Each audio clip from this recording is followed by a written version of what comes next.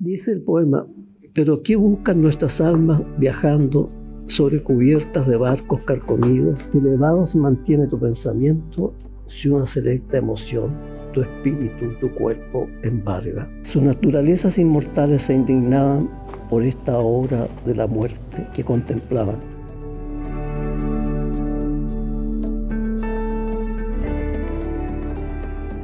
Bueno, buenas tardes a todas y bienvenida a esta mínima reunión, porque para presentar una literatura en tan poco tiempo es una verdadera hazaña que no la voy a alcanzar a realizar de ninguna manera. Pero quiero decirles una cosa: en el caso de literatura neogriega tenemos problemas muy especiales. Si a ustedes les hablaron de literatura francesa, española, sabemos más o menos que alrededor del siglo X o XI empiezan a nacer estas literaturas. Y la española, que posiblemente es la que más conocemos del liceo, nace más o menos en la época del poema del Cid, en la época en que hay convivencia y lucha entre mundo musulmán y mundo cristiano en Occidente. Bueno, la literatura neogriega nace más o menos en la misma época, pero del otro lado, donde hay lucha y convivencia de los dos mundos, pero en el Oriente. Y la otra gran diferencia que hay es la siguiente: nosotros mismos, hispanoamericanos y los españoles, no nos sentimos en absoluto descendientes de los latinos. Sabemos que nuestra lengua, en resumidas cuentas, es el latín como evolucionó en ciertas regiones de la península ibérica. Pero nosotros no nos sentimos latinos, digamos, parientes de los grandes clásicos. Sabemos que esa literatura es muy importante, todo lo demás, pero no sentimos esa conexión directa. En cambio, este pequeño pueblo griego, que es pequeñísimo, fíjense ustedes, los hispanohablantes somos alrededor de 500 millones, los griegos son 10 millones, un pueblo pequeñísimo. Sin embargo, se sienten griegos, hablan la lengua griega evolucionada naturalmente y tienen una herencia enorme, porque ellos se sienten herederos de los griegos antiguos y por consiguiente del enorme tesoro clásico, ¿no? Toda la creación increíble que tuvo ese pueblo. Además, heredan también las cosas malas. Heredan un problema lingüístico muy grande, en que a través de más de 2 siglos, hasta el año 1976, ha habido 2 lenguas. La lengua evolucionada naturalmente, la que se habla, como quien dice, el castellano, y una lengua imitada del griego clásico del siglo V antes de Cristo, que simplemente se escribía. Eso causó enormes daños al pueblo griego. Aparte de eso, son herederos de una vicisitud de guerras y luchas increíble.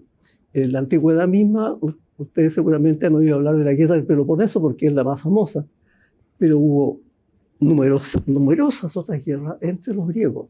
Continuamente hubo guerra entre los griegos. Esparta tuvo cantidad de guerra, aparte de la guerra con los persas, que es lo otro que conocemos, la gran guerra con los persas. Y después, en la Edad Media, los griegos viven en el Imperio Bizantino, que es un imperio multinacional, y que conserva la lengua griega y el cristianismo como lo adoptaron en Oriente, o sea, lo que llamamos Iglesia Ortodoxa nosotros. Y después, a partir de 1453, este pequeño pueblo griego cae bajo el dominio del Imperio Otomano, que eran musulmanes, no árabes, sino venidos del Asia, pero que se adhirieron al mahometanismo. Y eso fue un periodo de 4 siglos, un poco más o poco menos, según las regiones, en que los griegos estuvieron terriblemente oprimidos.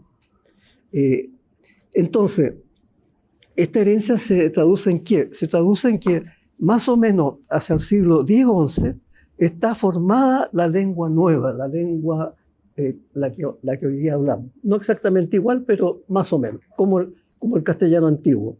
Más o menos en el siglo X o XI ya se puede decir que es castellano. Y entonces empiezan a hacer la literatura española. Paralelamente comienza a hacer la literatura neogriega, pero en el campo de contacto, de lucha y de convivencia musulmana cristiana en el Oriente, mientras que en España está ese punto de contacto en en Occidente. Mientras tanto existe una literatura llamada bizantina y después literatura post-bizantina, que es precisamente la que usa esa lengua arcaizante. Es como quien dice que nosotros tuviéramos una literatura latina que hubiera seguido hasta el día de hoy, paralela a lo que hablamos, que es castellano. Esta literatura neogriega ha sido menos conocida porque lo que interesa normalmente es conocer en todas las universidades del mundo, se enseña el griego clásico. La cultura clásica es una herencia universal tan importante que no puede dejar de estudiarse. En cambio, esta literatura neogriega ha tenido el peso inmenso del pasado tan glorioso. Este peso lo vemos en todos los grandes poetas neogriegos. En el siglo XX, este pequeño país llamado Grecia, que solo formó un estado en 1830, hasta entonces era parte del dominio otomano. Formó un estado muy pequeño que ha tenido una historia de guerras muy grande, continuando la historia de guerras que viene de la antigüedad. En el siglo XX Grecia ha tenido 5 guerras, aparte contando las 2 mundiales y 3 más, 5 guerras, una guerra civil y varias dictaduras muy duras. Entonces, la historia de Grecia se puede decir que es una historia de dolores por las guerras internas, por las guerras externas, con las consiguientes muertes, destrucciones, exilios. Y el año 1922, se produce una de las derrotas de Grecia en la última guerra que tuvo con Turquía, y se llama esa derrota la catástrofe del Asia Menor. Fue destruida para siempre la ciudad Esmirna como ciudad griega, que la conocemos de la antigüedad, y 1.600.000 griegos fueron expulsados de sus hogares para siempre. Comenzó un dolor que no termina nunca, que es el perder la patria, pero para siempre, porque los exilios siempre hay la esperanza de volver. En cambio, estos que fueron exiliados, que fueron expulsados de todos sus hogares en Asia Menor y en el Mar Negro, no pudieron volver nunca más. Desaparecieron esas ciudades como griegas. Uno de los poetas que vamos a ver precisamente nació allá, Yorgos Seferis. Además, otra realidad especial del mundo griego moderno es que durante todo el siglo XIX y parte del siglo XX, los griegos no solo estuvieron en Grecia, en el pequeño país llamado Grecia, sino que había grandes comunidades griegas en Turquía, en Constantinopla. Había alrededor de 500.000 griegos, casi la mitad de la población, en Esmirna, en Alejandría, en Egipto. Y este mundo cultural es diverso porque son diversas las regiones donde están asentadas estas comunidades. El mundo de Egipto es un mundo ligado a la historia griega por la fundación de Alejandría. Y vamos a ver que el otro poeta al cual vamos a aludir nació en Egipto. De manera que de los 3 poetas que vamos a tratar de presentar, uno solo nació en Grecia, en el Estado griego. Seferis nació en cambio en el país llamado Turquía, en Esmirna, y Gaddafi nació en el país llamado Egipto, en Alejandría. ¿Verdad que esta ciudad de Egipto había sido fundada por Alejandro Magno? Y el momento en que se funda Alejandría y en que se extiende la cultura griega con Alejandro Magno, no solo en Grecia, sino que todo el Asia Menor, todo Egipto, todo el Oriente Medio y llega incluso hasta las fronteras de la India, cambia la cultura griega, esa cultura griega tan conocida, tan gloriosa, la cultura clásica probablemente se extiende y se hace una cultura ecuménica. Alejandría es la ciudad donde por primera vez conviven durante varios siglos por lo menos 3 religiones, 3 razas, 3 lenguas. la religión judía, había una cantidad inmensa judía, alrededor de 1 millón de judíos, la cultura propiamente egipcia, la de los faraones, y la cultura griega, que llega con la conquista de Alejandro, que funda esa ciudad. Entonces es la primera gran ciudad ecuménica. Y además los reyes Ptolomeos tuvieron el afán de cultivar una cultura así, ecuménica. Para eso fundaron la biblioteca, que fue también la primera biblioteca ecuménica. Bibliotecas había en Grecia, había en Asia Menor, pero no bibliotecas con la intención de recoger no solo la cultura griega, sino otras culturas. Y se tradujeron montones de obras, se recopilaron una cantidad inmensa de obras, y junto a la biblioteca se fundó el museo. Museo que era una especie de centro de investigación, donde llegaron sabios de todo el mundo y donde tenían plena libertad y sin problemas económicos para laborar. Y de hecho ahí avanzó la ciencia griega enormemente, la matemática, la astronomía. Esa herencia es una herencia también universal, como la herencia clásica, pero de otro tipo. Y esa herencia la recoge uno de los poetas que vamos a ver nosotros, que es Cavafi, Constantino Cavafi, que nace en Alejandría en 1863 y muere en Alejandría también en 1933. Nace, vive, con algunas pequeñas interrupciones, y muere en Alejandría, y toda su obra la hace allá. Y él recoge la herencia ecuménica, la herencia que, para diferenciarla del helenismo clásico, lo llamamos helenística, la cultura helenística. Y en sus poemas refleja esta cultura, resucita personajes de esa época, personajes normalmente muy poco conocidos para nosotros, y exalta la grandeza de Alejandría, ciudad a la que amó extraordinariamente y en la que, como digo, nació, vivió y murió. Este poeta tiene una particularidad que la menciono de paso, pero de todas maneras, porque en todo este curso debe haber habido pocas veces en que se haya mencionado a un poeta que no escribió nunca un libro, ni quiso escribir un libro, no quiso publicar un libro, sino que publicó sus poemas en hojitas sueltas, impresas, que él mismo vigilaba la impresión de sus hojas.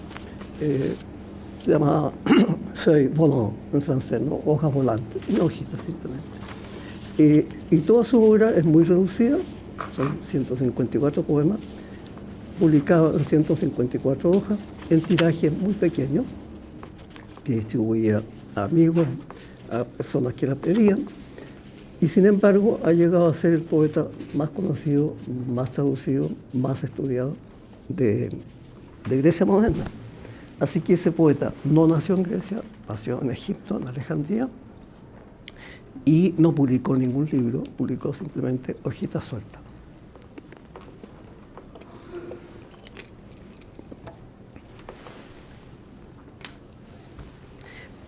De este poeta yo envié 10 poemas, pero evidente que no tenemos posibilidad de ver los 10 poemas.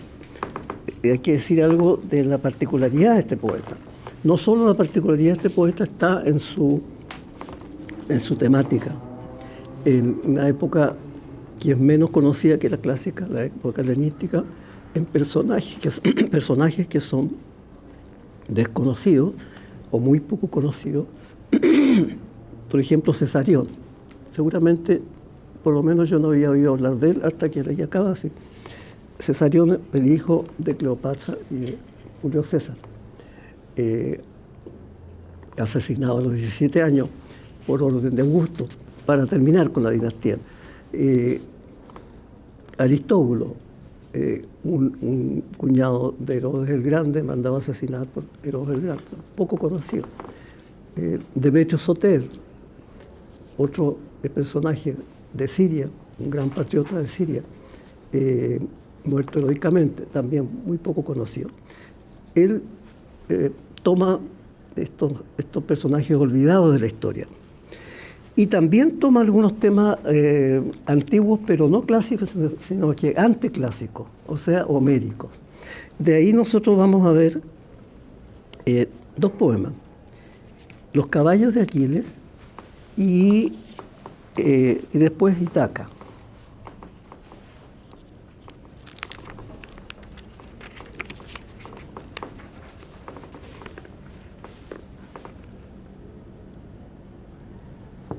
En los caballos de Aquiles nosotros tenemos un ejemplo de la manera de trabajar los motivos antiguos de Gaddafi, modificándolo y extrayendo alguna idea esencial. Este episodio de los caballos de Aquiles lo conocen, los que han leído recuerdan la Ilíada, cuando en un momento la Ilíada es una continuidad de lucha singular entre dos héroes, un troyano y un griego. Hay un momento en que se detiene la acción en la Rapsodia 17, y es cuando matan a Patroclo, yace en el suelo Patroclo, y los caballos que conducían el carro de Patroclo y que pertenecían a Aquiles y que eran caballos inmortales, habían sido dados por Zeus al padre de Aquiles en su boda. Esos caballos se paran y se ponen a llorar de ver muerto a Patroclo, joven héroe apuesto, muy noble en su carácter, uno de los héroes nobles de la Ilíada. Y Zeus reflexiona y dice: ¿para qué regalé estos caballos inmortales a un mortal? Los mortales los han enredado en sus penurias, en sus problemas. No debía haberlos regalado. Entonces manda el impulso de nuevo y los caballos salen corriendo y se van. En cambio, como vamos a ver en el poema de Gaddafi, los caballos no dejan de llorar. Está tomado el episodio cambiando diversas cosas de la Ilíada. En la Ilíada no se nombra a Patroclo, se dice el auriga, el que llevaba el carro, ¿no? El auriga. Aquí no solo se lo nombra, sino que en un poeta cuya característica es precisamente la sobriedad, el evitar la adjetivación. El cambio aquí, él no solo nombra a Patroclo, sino que además le da una cantidad de características que tienen la equivalencia a un adjetivo calificativo. Cuando vieron a Patroclo, que era tan valeroso y fuerte y joven, los caballos de Aquiles comenzaron a llorar. Sus naturalezas inmortales se indignaban por esta obra de la muerte que contemplaban. Sacudían sus cabezas y agitaban sus largas crines. Golpeaban la tierra con las patas y lloraban. A Patroclo, al que sentían inanimado, destruido, una carne ahora mísera, su espíritu desaparecido, indefenso, sin aliento, devuelto desde la vida a la gran nada. Las lágrimas vio Zeus de los inmortales cabellos y apenosa. En las bodas de Peleo dijo: no debía así irreflexivamente actuar. Mejor que no os hubiéramos dado, caballos míos desdichados. ¿Qué buscabais allí abajo, entre la mísera humanidad que es juego del destino? A vosotros, que ni la muerte acecha ni la vejez, efímeras desgracias os atormentan. En sus padecimientos os mezclaron los humanos. Pero sus lágrimas seguían derramando los dos nobles animales por la desgracia sin fin de la muerte. Ven usted, el gran cambio que hace, aparte de los cambios de detalle, es el que los animales siguieron llorando. La idea terrible de la muerte, la desgracia sin fin de la muerte. Tenemos que dejar Desgraciadamente los otros poemas los ven ustedes. El poema Troyanos, en que se hace un paralelismo entre nosotros y los troyanos. El poema Ítaca es más conocido en el mundo y se remonta también a los poemas homéricos, pero es como una inversión o transformación del tema del regreso al hogar y a la tierra.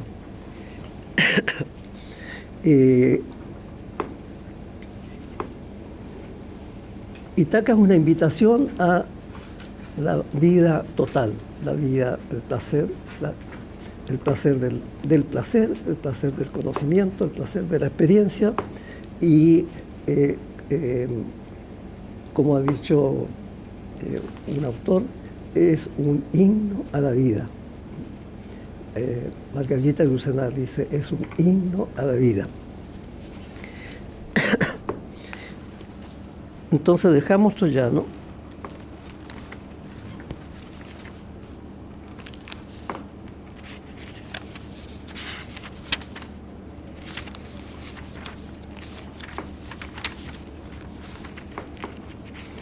y vemos Ítaca. Cuando salgas en el viaje hacia Ítaca, desea que el camino sea largo, pleno de aventuras, pleno de conocimientos. A los trigones y a los cíclopes, al irritado Poseidón no temas, tales cosas en tu ruta nunca hallarás. Si elevado se mantiene tu pensamiento, si una selecta emoción tu espíritu y tu cuerpo embarga. A los trigones y a los cíclopes y al feroz Poseidón no encontrarás, si dentro de tu alma no los llevas, si tu alma no los yergue delante de ti. Desea que el camino sea largo, que sean muchas las mañanas estivales en que con cuánta dicha, con cuánta alegría, entres a puertos nunca vistos. Detente en mercados fenicios y adquiere las bellas mercancías, ámbares y ébanos, marfiles y corales, y perfumes voluptuosos de toda clase. Cuanto más abundantes puedas, perfumes voluptuosos. Anda a muchas ciudades egipcias a aprender y a aprender de los sabios. Ten en tu pensamiento, siempre en tu pensamiento ten a Ítaca. Llegar hasta allí es tu destino, pero no apures tu viaje en absoluto. Mejor que muchos años dure y viejo ya ancles en la isla, rico con cuanto ganaste en el camino, sin esperar que riquezas te dé Ítaca. Ítaca te dio el bello viaje. Sin ella no hubiera salido el camino. Otras cosas no tiene ya que darte. Y si pobre la encuentras, Ítaca no te ha engañado. Sabio así como llegaste a ser con experiencia tanto, ya habrás comprendido las Ítacas, qué es lo que significan. Dejamos también la gloria de los Ptolomeos, que la tienen que tener copiada, en que habla de Alejandría como la ciudad más sabia en todo arte. Dejamos el poema de Demetrio Soter, en que exalta a un héroe sirio.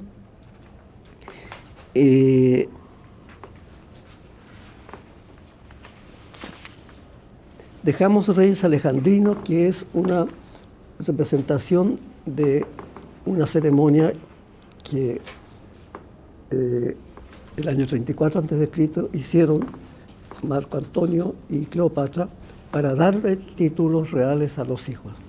Y ya estaba la catástrofe encima, ya terminará la catástrofe el año 30 cuando caiga Alejandría, y ellos hacen toda una gran celebración con gran fasto, con gran aparato, para darle a estos niños reinos que no existen, que no los han conquistado, que al contrario el país se está viniendo abajo y finalmente va a triunfar Octavio y va a desaparecer, va a morir Marco Antonio y se va a suicidar Cleopatra.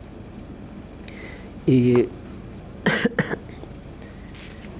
viéndola ahora, tenemos que dejar también el poema que el dios abandonaba a Antonio, que es uno de los poemas de este poeta de tipo exhortativo, que se dirige a una persona y que exalta una visión estoica de la vida.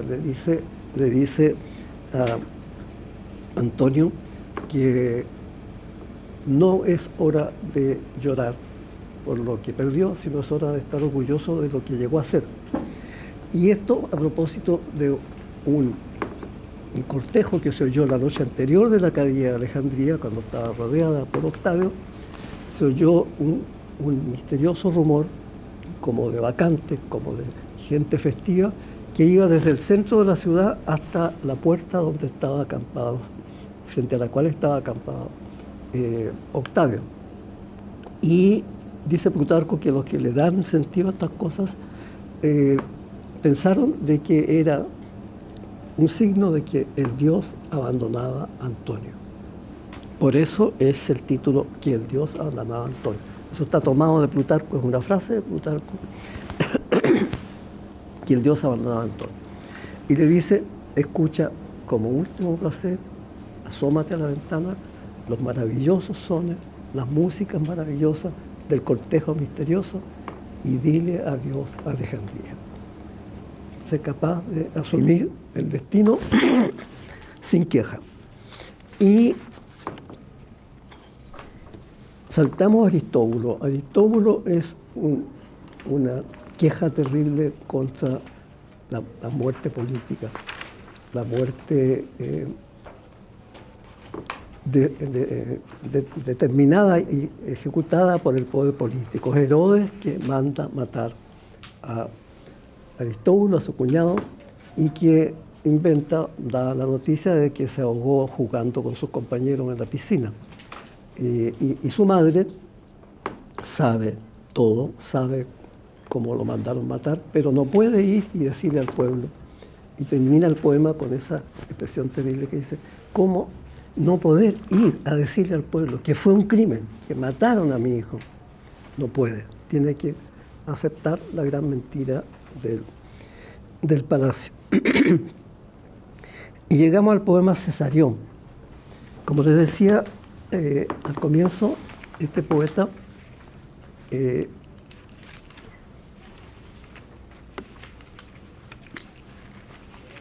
toma personajes muy poco conocidos. La mayoría de nosotros no sabe quién es Cesarión.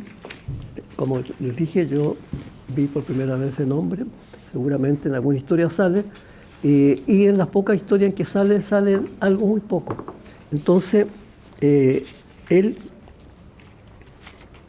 quiso rescatar esta figura de Cesarión, primero porque es una muerte injusta, una muerte política, lo asesinan nada más que por el peligro de que resurja la dinastía de los Ptolomeos. Es el último Ptolomeo él. Y este poema tiene la particularidad de que el poema se va haciendo dentro del poema, porque, como ustedes ven, comienza con una parte bastante prosaica, en que dice, yo me puse a leer un libro sobre inscripciones de los Ptolomeos anoche para pasar el tiempo, en fin, también para aclarar un punto de la época, en fin. Y algo dice de lo que hablan estas crónicas. Pero habría dejado el libro si no fuera porque una mención breve e insignificante del rey Cesarión no hubiera traído de inmediato mi atención. Y ahí comienza el poema propiamente tal. En parte para aclarar bien una época, en parte también para pasar el tiempo. Ayer por la noche tomé para leer una colección de inscripciones de los Ptolomeos. Las abundantes adulaciones y elogios para todos se parecen. Todos son brillantes, gloriosos, poderosos, benefactores. Todas sus empresas sapientísimas. Y si te refieres a las mujeres de esa estirpe, también ellas, todas las Berenices y las Cleopatras, admirables. Cuando logré aclarar bien la época, habría dejado el libro si una mención breve e insignificante del rey Cesarión no hubiera atraído de inmediato mi atención. Y este aquí, viniste tú con tu encanto indefinido. En la historia unas pocas líneas solamente se encuentran sobre ti, y así, más libremente, te plasmé en mi espíritu. Te plasmé apuesto y sentimental. Mi arte da a tu rostro una simpática hermosura de ensueño. Y tan plenamente te imaginé que anoche tarde, cuando se apagaba mi lámpara, la dejé de adrede apagarse. Creí que habías entrado a mi pieza. Me pareció que delante de mí te detuviste, como si estuvieras en la conquistada Alejandría, pálido y cansado, ideal en tu tristeza, esperando todavía que se apiadaran de ti los malvados que murmuraban la diversidad de Césares. Esta palabra, la diversidad de Césares, está imitada de una palabra de la Ilíada, en que se dice que no debe haber una diversidad de mando, que debe ser Agamenón solamente el jefe supremo, y que no debe haber varios jefes supremos. Como este muchacho tenía sangre de César, de Julio César, le dicen al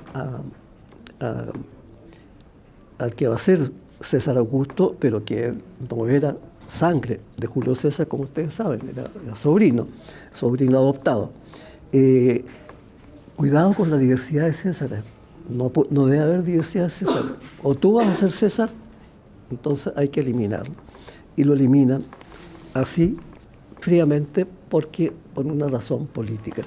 Entonces, este poema, igual que Aristóbulo, son poemas muy hermosos, muy interesantes de analizar. Si tuviéramos tiempo, lo haríamos mejor. Pero también tienen un contenido humano muy grande. Son una protesta contra la muerte política, la muerte injusta. Además, hay una característica especial propia del poeta que le impresiona mucho la muerte en juventud. También son un recuerdo de la muerte en juventud.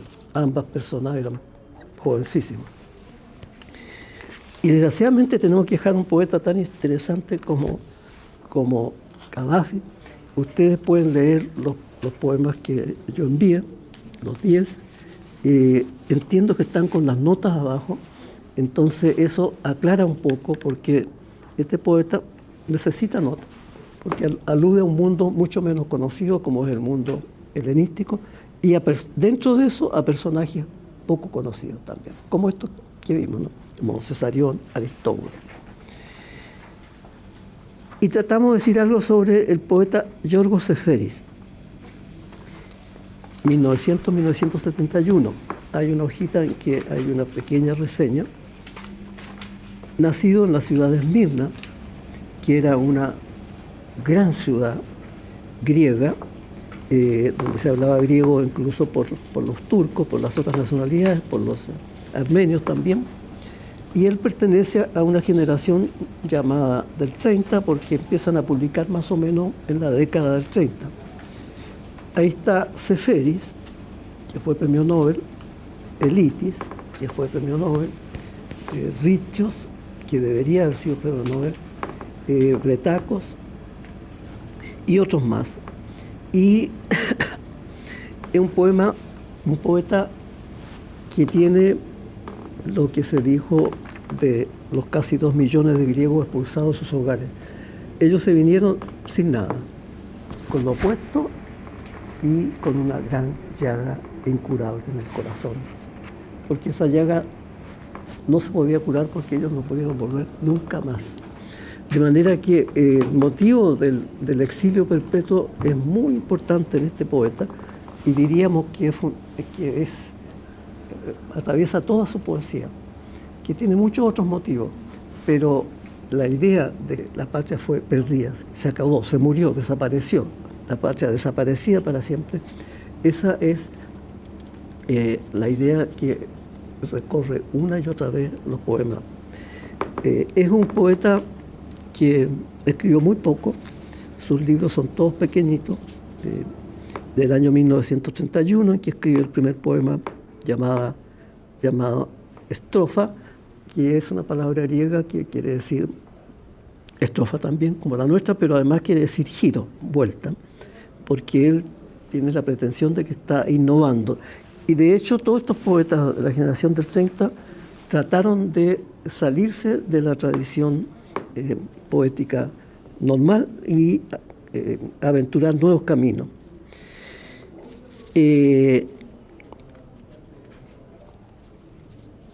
La colección Miss Historima, que está completa, fue mandada completa, es un pequeño poemario en que vamos a poder ver desgraciadamente solo 3 poemas.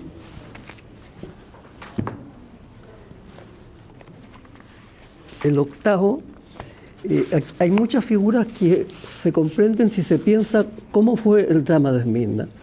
La última guerra greco-turca se perdió cuando el ejército griego había avanzado en el Asia Menor hacia la ciudad de Ankara, hacia la capital, la actual capital.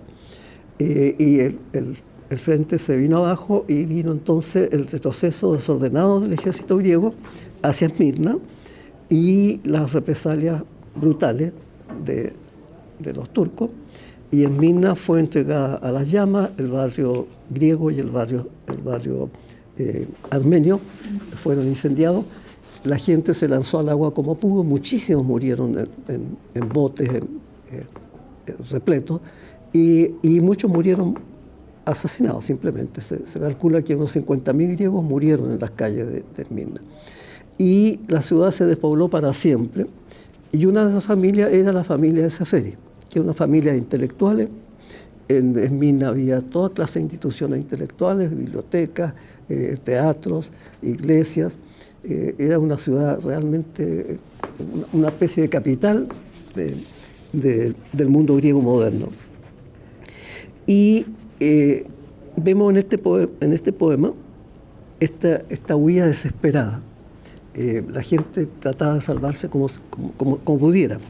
Y el mar se llenó de cadáveres, se llenó de gente ahogada. Dice el poema: pero ¿qué buscan nuestras almas viajando sobre cubiertas de barcos carcomidos, apretados con mujeres macilentas y pequeños que lloran, sin poder olvidarse ni con los peces voladores, ni con los astros que señalan los mástiles en sus puntas, gastadas por los discos de los fonógrafos, ligadas involuntariamente con peregrinaciones inexistentes, murmurando quebrados pensamientos en lenguas extranjeras? ¿Pero qué buscan nuestras almas viajando sobre maderos marinos putrefactos de puerto en puerto, transportando piedras quebradas, respirando cada día con más dificultad la frescura del pino, nadando en las aguas de este mar y aquel mar, sin contacto, sin seres humanos, en una patria que ya no es nuestra ni vuestra? La patria que no es nuestra ni vuestra. Además, aquí está el motivo de las piedras quebradas, como vamos a verlo enseguida. Este poeta no solo perdió su patria para siempre, y ese motivo lo lleva hasta su muerte, sino que también se interroga sobre las ruinas que hay en Grecia, en los territorios que fueron griegos, las piedras que representan un mundo que existió, que vivió, y que no existe, e interroga a las piedras él.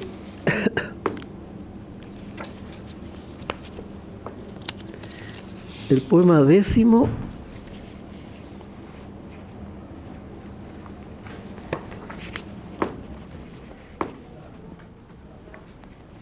tiene alusiones clásicas como las 2 negras imbricadas. Usted sabe que las imbricadas eran unas piedras errátiles que se juntaban para apretar a los barcos y que destruyeron el barco de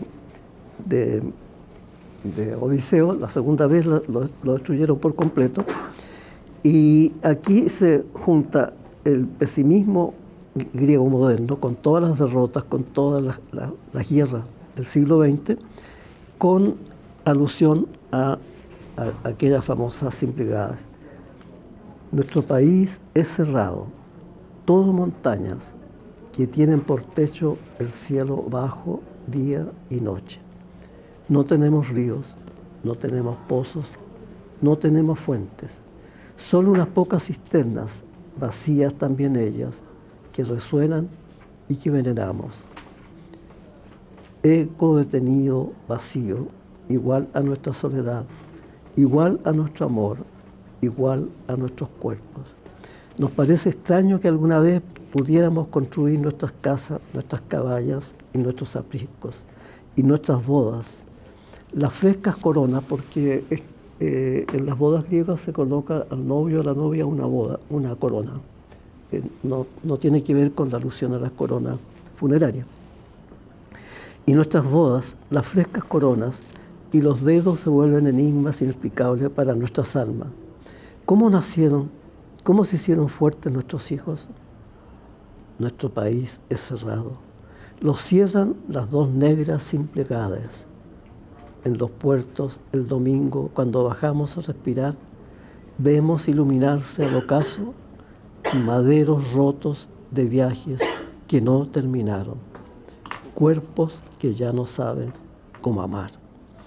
Aquellos maderos rotos de viajes que no terminaron alude a la catástrofe de Esmirna, a los viajes desesperados, a la cantidad de botes que naufragaron y a gente que murió. Y el poema 18 tiene una alusión clarísima a la catástrofe de Esmirna, la catástrofe del Asia Menor,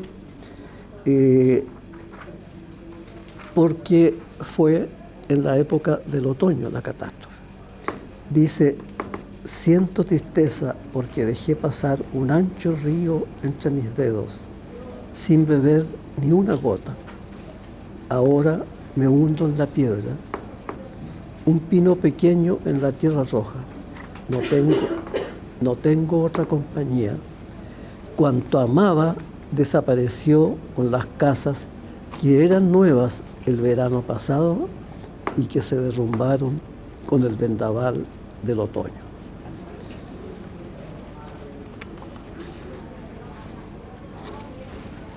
Y para tener una idea de el otro motivo de Seferi, que son las piedras antiguas, son las ruinas antiguas, ¿qué hay detrás de eso? ¿Qué vida hubo? ¿Qué fue de ello? Él toma una palabra de la Ilíada.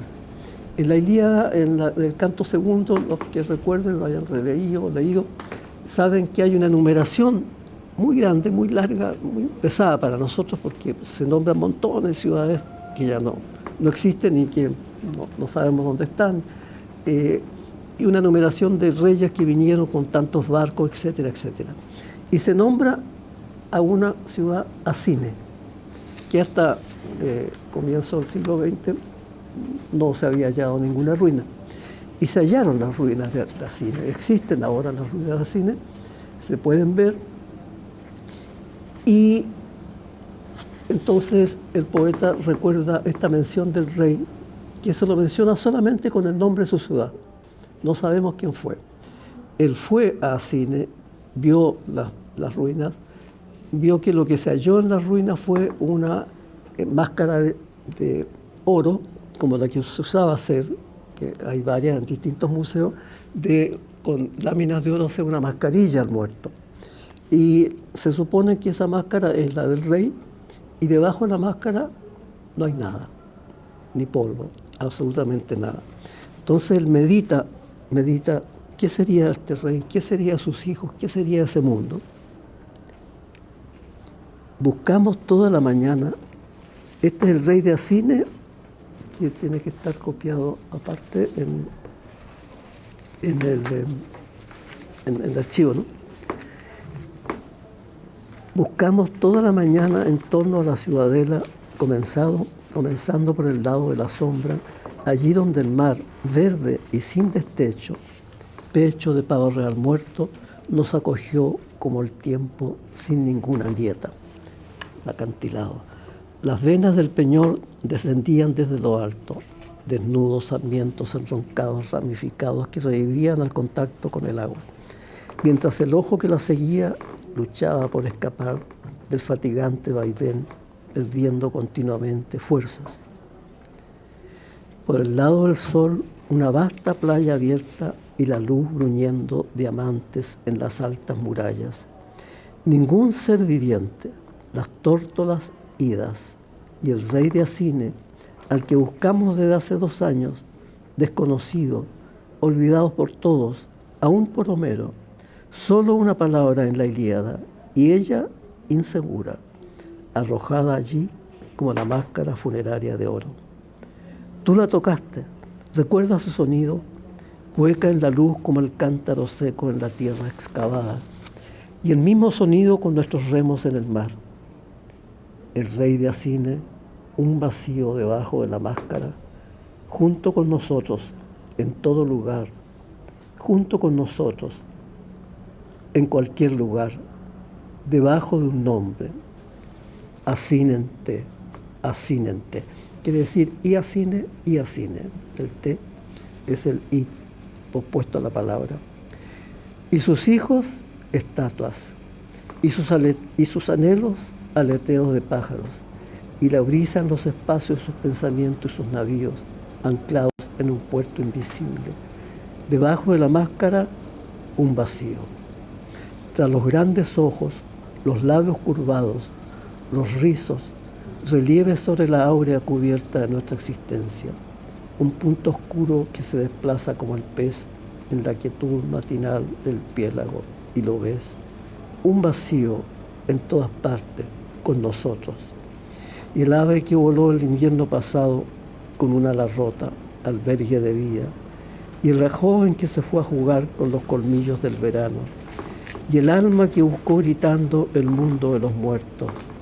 Y el país como la gran hoja de plátano que arrastra el torrente del sol, con los monumentos antiguos y la tristeza contemporáneas. Y el poeta vaga lentamente mirando las piedras y se pregunta, ¿existen acaso entre estos perfiles arruinados cumbres, picachos, depresiones y arcos? ¿Existen acaso aquí donde converge el paso de la lluvia, del viento y la erosión? ¿Existen el movimiento del rostro, el gesto de la ternura, de aquellos que tan extrañamente faltaron en nuestras vidas, de aquellos que quedaron como sombras de oleajes y pensamientos en la infinitud del mar?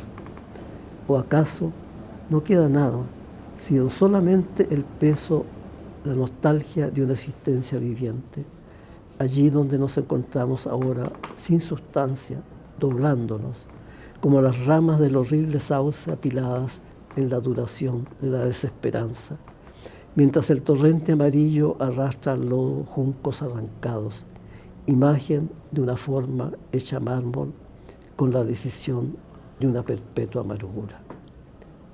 El poeta, un vacío. Llevando su escudo ascendía el sol combatiendo y desde el fondo de la caverna un murciélago medroso golpeó sobre la luz como la saeta sobre el broquial. Acinente, Acinente. ¿No sería este el rey de Acine al que buscamos con tanto cuidado en esta acrópolis, tocando a veces con nuestros dedos su tacto sobre las piedras? Aquí al final hay otra alusión al otro poema homérico, a la Odisea. En la última rapsodia de la Odisea debe recordarse que comienza esa última, la rapsodia 24, con las almas de los pretendientes que han sido muertos, que van siendo llevadas hacia el Hades, hacia el mundo de los muertos, y se encuentran ahí con Agamenón, con los otros sombras de los muertos. Y ellos van chillando como murciélagos. A eso se refiere que este murciélago que salió de una gruta en este acantilado donde allá están las murallas, las ruinas de la Acrópolis de Acine, a lo mejor él es el rey de Acine. Después de haber visto su máscara, y tras la máscara, nada, el polvo, el vacío.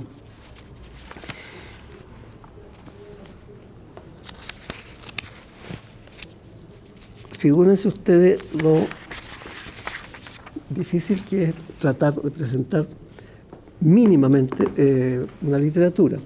porque hay muchas figuras importantes, como Kazantzakis, una figura gigantesca y un poeta maravilloso. La Odisea es una obra inagotable de poesía, la Odisea de Kazantzakis, que casi triplica la antigua Odisea. Pero no podemos. Y Ríchos, este poeta Ríchos, Yanis Ríchos, es un poeta nacido en 1909 y muerto en 1990. Es un poeta de una producción enorme. Puede compararse con Neruda, como uno de los poetas que escribieron mucho en castellano y seguramente lo supera. Y toca una cantidad de temas y una cantidad de formas muy variadas. Además de la carga, esta carga antigua que viene de guerras, de dolores, tiene una carga especial que es la carga de la tuberculosis y de la pobreza. Su madre murió tuberculosa, su hermana murió tuberculosa, su padre murió tuberculosa. Él tuvo tuberculosis y sobrevivió, no se sabe cómo. Pasó años en sanatorios y pasó años en campos de concentración, porque fue militante comunista y en Grecia la política en el siglo XX fue muy contrario. Estuvo relegado en islas desiertas, con campos de concentración, y a pesar de eso y de su enfermedad y de haber estado tantas veces en sanatorio, sobrevivió y vivió 81 años. Toda su familia había sido muerta por la tuberculosis, que en esas primeras décadas del siglo XX era una enfermedad de la pobreza, simplemente. Entonces, es muy difícil presentar esta poesía que tiene desde tintes épicos, de luchas populares, de la estadía en los campos de concentración, hasta tintes líricos absolutamente personales, y al legado de dolores, que dijimos que la historia de Grecia es una historia de dolores, que viene desde las guerras antiguas entre los griegos. Pasa por 11 siglos de Bizancio, que continuamente hubo guerras, con los persas primero, con los árabes después y después con los turcos. Y después el dominio otomano lleno de represiones, lleno de expulsiones de personas, lleno de muerte. El siglo XX con 5 guerras, como dije. Entonces, se puede decir que la historia de Grecia es la historia del dolor. Y este poeta toma muchos de esos temas, pero toma muchos temas antiguos. Antiguos tiene 19 poemas en forma de monólogo-diálogo, digamos, porque son poemas en que una persona habla a otra persona y la otra no habla. Al comienzo se describe una escena, un escenario, empieza a hablar una persona, habla y otra escucha. Y la mayoría de esos 19 poemas son de temas antiguos enfocados en forma moderna: Filoctetes, Áyax, Orestes, Perséfone, Agamenón, Ifigenia, Crisotemis, etc. Cada uno de estos poemas es un poema largo. Se los han representado, si puede hablarse de representación de un monólogo. Pero no solo el pasado antiguo está presente en la poesía de Ríchos, no solo el pasado presente, el del siglo XX, con sus 5 guerras, con la catástrofe del Asia Menor, con sus 3 dictaduras, con una guerra civil. Pero de ese mundo de dolor nosotros elegimos un poemario que lo tienen entero ustedes impreso y ojalá lo puedan leer con tranquilidad después, que es un dolor especial, que es el dolor motivado por la muerte de un niño.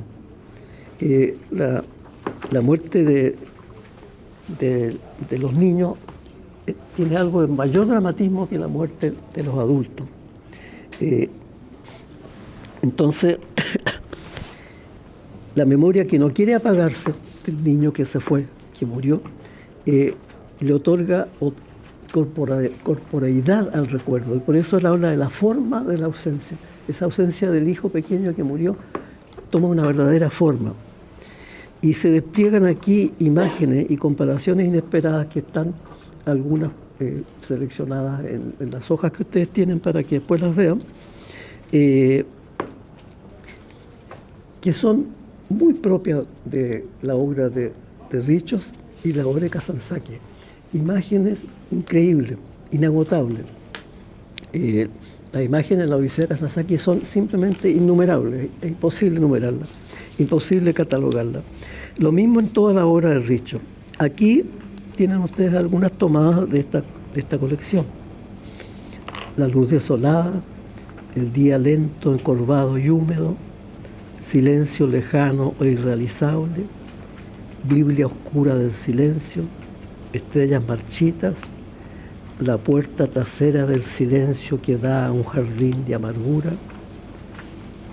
Y las madres abren el armario del niño como si abrieran su secreta resignación.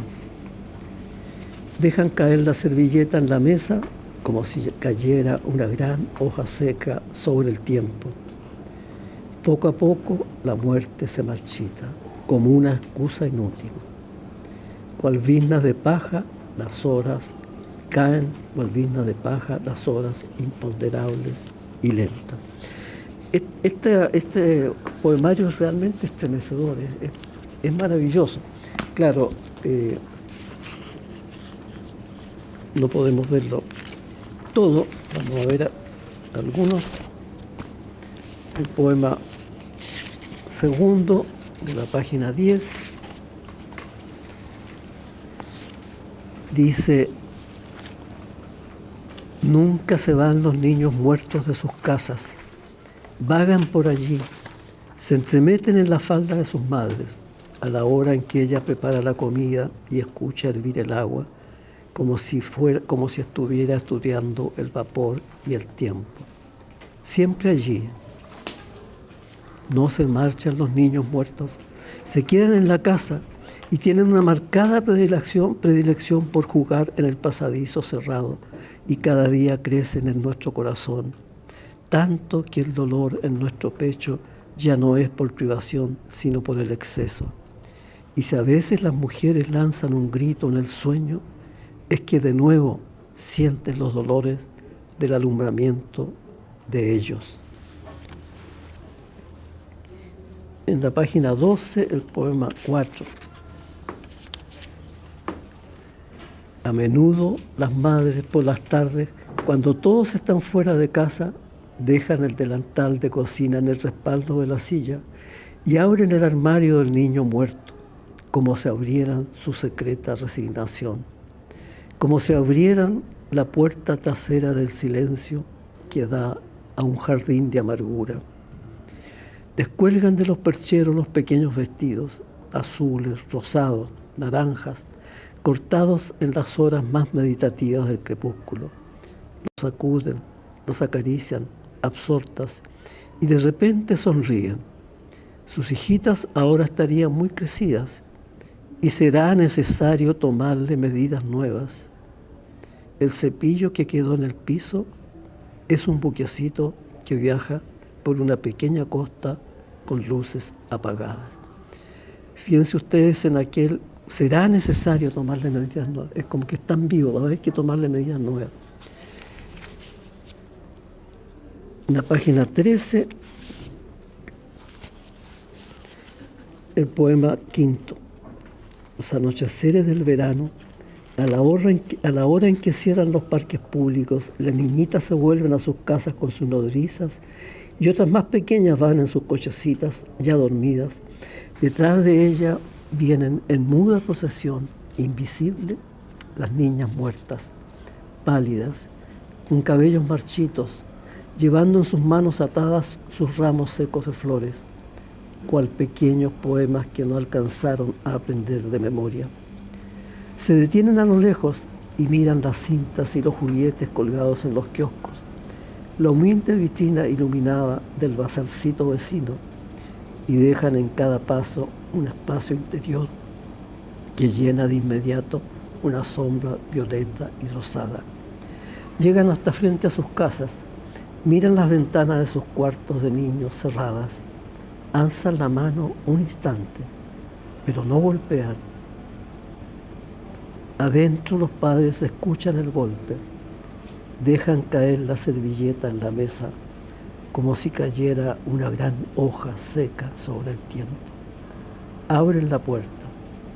No es nadie. Solo divisan las estrellas marchitas, el cielo vacío, el mundo vacío, y vuelven a cerrar la puerta como si entraran adentro donde sus hijos. En la página 17,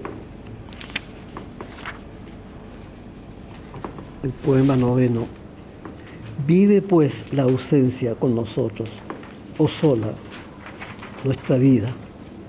Gesticula imperceptiblemente, calla, se deteriora, envejece, con una existencia verdadera, con la sonrisa muda que arruga poco a poco los labios y los ojos. Existencia medida según nuestro tiempo, perdiendo colores, acrecentando su sombra, vive y envejece junto con nosotros y se acaba con nosotros y permanece en lo que dejamos. Debemos cuidar cada movimiento y pensamiento nuestro y cada palabra, porque en lo que respecta a aquello que falta, ahora solo nosotros llevamos íntegra la responsabilidad. En la página 25,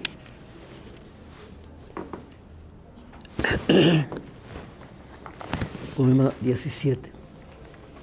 Horas y horas, una calma profunda, extraña, cae en las habitaciones, como si se hubiera alzado destellante la gran ancla desde el fondo y los límites del aquí y del allá quedaran sin guardia. Entonces tú no te has ido, somos nosotros quienes franqueamos la frontera, percibiendo tras nosotros, sin volvernos, nuestros pasos quietos, mientras adelante se extiende en luz desolada la inconmensurable playa desnuda. Y en la arena fina, humedecida, han quedado grabadas miles de pequeñas cruces de las patas de pájaros marinos que caminaban por aquí y sin volar pasaron más allá. Por último, en la página 39 hay que hacer alguna explicación previa. La gran fiesta en el mundo ortodoxo es la Pascua de Resurrección, es la que se llama Pascua realmente allá. Nosotros llamamos también Pascua a la de Navidad. La Pascua es la Pascua de Resurrección y que viene después de la Semana Santa. Y en la Semana Santa, el Viernes Santo, hay una procesión que lleva el nombre de epitafio. La palabra epitafio tiene varios significados. Uno, el que tenemos en castellano, lo que se escribe sobre la piedra, ¿no? El epitafio en una tumba. Pero allá también el epitafio es la procesión que se hace el Viernes Santo, llevando la figura de Cristo muerto yacente, ¿no? Acostado. Y ese Cristo muerto yacente se llama también epitafio. Está lleno de flores y lo llevan las andas las personas y van cantando lentamente por las calles. Y cuando llega el sábado, en la noche, se espera las 12 de la noche para que salga el sacerdote de la iglesia y diga: Cristo ha resucitado. El sacerdote sale con un candelabro de velas y la mujer, la dueña de casa, tiene el papel de tomar luz de esa vela que está el padre, el sacerdote, y llevarla para la casa para encender la lámpara de los íconos. En toda casa griega hay unas imágenes sagradas, por lo menos hay uno de la Virgen, y está una lamparita de aceite siempre prendida. Esa luz se toma el domingo de resurrección, cuando el sacerdote sale, está todo oscuro, y dice: Cristo ha resucitado. Y la gente responde: en verdad ha resucitado. Y se acerca entonces la dueña de casa, sea la esposa o la abuela, si falta la esposa, en fin, la mujer dueña de casa, se acerca con un cirio, lo prende y se vuelven a la casa para encender la lámpara. A esto aluden algunas cosas en este poema, solo que aquellos que perdieron al hijo vuelven en el poema con la vela apagada, no traen luz, porque traen las tinieblas de su dolor. Entonces este epitafio queda solo en la iglesia, el Cristo yacente, la estatua queda solo en la iglesia, con sus flores. Había la tradición en el Oriente de los huevos rojos para la Pascua. Aquí se ha importado una tradición de huevos y de chocolates, totalmente importado. Allá existe, se pintan los huevos rojos y después al otro día de resurrección se juega a chocar los huevos y quien quiebra el huevo de la otra persona es el que gana. Y no tiene nada que ver con estas cosas de chocolate que se han introducido aquí. Desde la mañana el repique interminable de campanas. Después de las 2 abrieron los negocios. La gente se echó a las calles. Compraron los juguetes, los cirios para los niños, con cintas celestes o rosadas. Las madres de los niños muertos tomaron el autobús para el cementerio. La tarde estaba hermosísima, la iglesia alta, profusamente iluminada, con sus puertas abiertas de par en par. La enhiesta tristeza del gran muerto, Cristo. El hálito de la primavera batiendo las llamas de los cirios. La insoportable belleza del mundo en la desolación de aquella, dentro del tiempo, fuera de la muerte. Y tú estar ausente, el niño. Cuando regresaba al barrio, la procesión, destellando por las velas y los fuegos de artificio, lo adivinamos. Bajo las flores blancas estabas tú también, una vez más. Tú sonriendo y conociendo nuestra pena, mientras que al final del cortejo, muy al fondo, seguían en silencio las pequeñas cruces del cementerio de niños, bajo los sonidos de las severas matracas hasta el pórtico de la iglesia, esperando a un lado, junto a nosotros, la resurrección, resucitados ya en nuestro corazón. Después cruzamos bajo las escaleras de la estación, volviendo a casa con los cirios apagados. El epitafio se había quedado completamente solo en la iglesia, igual que una triste colina de flores. En nuestra mesa no había huevos rojos y la puerta permanecía abierta hacia la noche. Nos faltan 3 minutos para la hora en que dicen que hay que terminar. ¿Por qué hemos leído poemas? Porque, como dije al comienzo, es un sueño imposible presentar toda una literatura, 11 o 10 siglos de escritura, de poesía popular. No olvidé mostrarles la epopeya con que comienza la literatura neogriega, epopeya de Dieniza Crita, que se ha comparado mucho con el Cid, y Cantares de Andrónico y de Armuris. Estos 3 textos heroicos con que comienza la literatura neogriega están traducidos al castellano y se han hecho varios trabajos de comparación entre el poema del Cid y el poema de Dionís. Es imposible presentar una literatura entera, absolutamente imposible. Entonces, como la literatura son las obras que se escribieron y no lo que se dice sobre la literatura, lo que se dice sobre la literatura sirve de ayuda, sirve de introducción, sirve posiblemente para entender mejor, para captar mejor, pero la literatura son las obras, y las obras hay que leerlas, hay que meditarlas, hay que reflexionarlas, hay que gozarlas, y por eso he pensado que en vez de hablar sobre estos 3 autores o sobre otros autores más, que podríamos estar hablando un semestre entero sobre la Odisea de Kazantzakis sin agotarla en absoluto. Entonces, ¿qué hice? Elegir unos poemas para que los leyéramos y reproducir otros para que ustedes lo lean tranquilos. Este poemario, La forma de la ausencia, es un poemario extraordinario, maravilloso, muy triste, sin duda ninguna que es muy triste, es terrible. Y leímos algo de Seferi y leímos algo de Cadafi. Ustedes tienen unos 10 poemas de Cadafi. Los textos de la poesía completa de Seferi están aquí, como ustedes ven, es poquito porque la mitad es estudio, es eso. Y los textos de la poesía de Cadafi están aquí, también es muy poquito porque más de la mitad es estudio. Además va un poema por hoja, así que no ocupa mucho. Y los textos de Gianni Riccio, hay varios otros poemas traducidos. Desgraciadamente hay 7 u 8 grandes tomos. Ahí están esperando traductores, porque como les dije, fue un poeta fecundísimo. Entonces terminamos la primera parte con estas lecturas. Yo creo que lo importante, si es que les tiene para usted algún interés, esta pequeña literatura de este pequeño país, pero con un gran pasado tan inmenso, del cual ellos se sienten herederos, si les ha llamado la atención, pueden ver el resto de los poemas que tienen fotocopiados o en archivo.